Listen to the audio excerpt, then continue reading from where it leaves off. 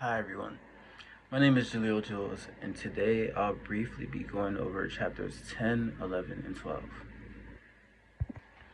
Today we are breaking down market equilibrium, price floors, taxes, and competitive versus monopolistic input markets. Now, by the end of this lesson, you'll understand not just how to mathematically derive consumer surplus, producer surplus, and deadweight loss on the graph, but how these exact economic mechanisms apply directly to everyday real world policies, specifically government intervention and minimum wage laws in local labor markets. Now let's dive in. Alright, guys, if we were to start off with chapter 10 with competitive market equilibrium, I want you to imagine a competitive market where market demand and market supplies are given by inverse linear functions. All right, for example, the inverse demand function equals P equals 100 minus 2Q, whereas the inverse supply function is P equals 20 plus 2Q. Now, in order for us to find our competitive market equilibrium price, which is P, and the quantity, which is Q, we need to set the demand equal to supply.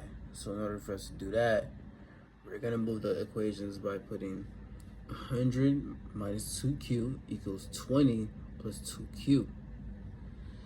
And that turns into 80 equals 4Q, which makes Q equal 20 units. Now, regardless of the equation, if we were to plug in Q into like this equation or that equation, it would just equal 60. All right, now we are moving on to calculating the total market welfare. And this consists of consumer surplus and producer surplus. Now, consumer surplus is the area under the demand curve and above the equilibrium price, whereas producer surplus is the area above the supply curve and below the equilibrium price. That's why when you're calculating CS times 1.5 times, no, not 1.5, but half times base times height, when you are multiplying the height or when you're replacing the consumer surplus or the producer surplus, the first number right here, the 100, that's gonna be the price number for the maximum willingness that they are willing to pay in the vertical intercept. Whereas for the producer surplus, number 20 is gonna be the number that they're willing to, that's the minimum supply intercept. As you can see, both equations got us the same number, which is why in a perfectly competitive and unregulated market, the total economic surplus is maximized at CS plus PS equals 800. And in this example, there is zero inefficiency, meaning no deadweight loss. All right, as for chapter 11, we're gonna apply these comparative statistics to real life. For example, we're going to go over government price intervention and labor markets. Now, suppose the government steps into this market and sets a binding price floor above the equilibrium price. Like, for example, $70, right? In a real world context, a price floor on labor is minimum wage. When the price is artificially raised to $70, one, the consumers only demand, which is the QD right here, is 100 minus 70 divided by 2, which is 15 minutes. Now, suppliers want a supply, which is QS, which is 70 minus 20 divided by 2, which is 25 units. Now, because the buyers and sellers must mutually agree to trade, the quantity traded drops to a lower demand level, which is Q15, because if you subtract, it's Q15. This creates a surplus of labor or unemployment of 25 minus 15 equals 10 units. Now, The quantity traded fell from 20 to 15. Therefore, the equation below is what's going to help us solve for the deadweight loss.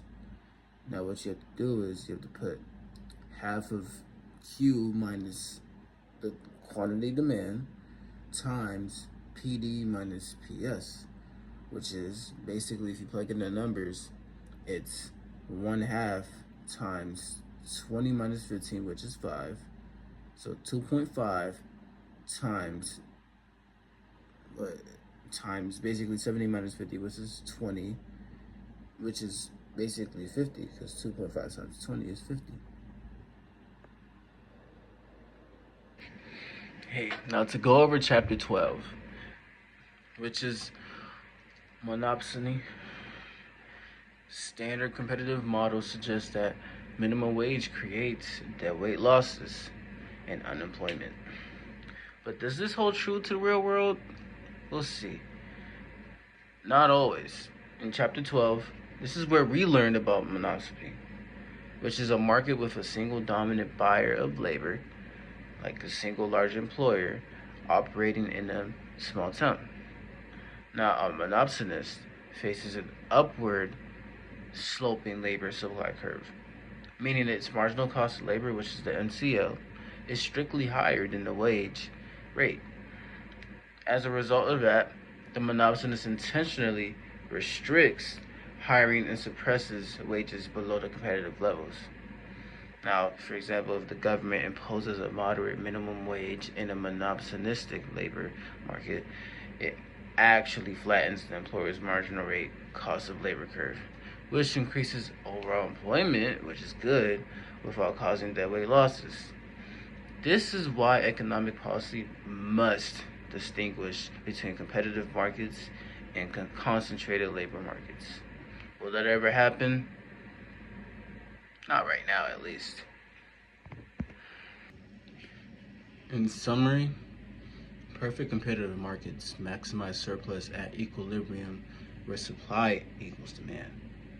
However, real-world policies interventions like minimum wage affects welfare depending on the market structure, which generates deadweight losses in competitive markets, but potentially improving efficiency in monopolistic markets.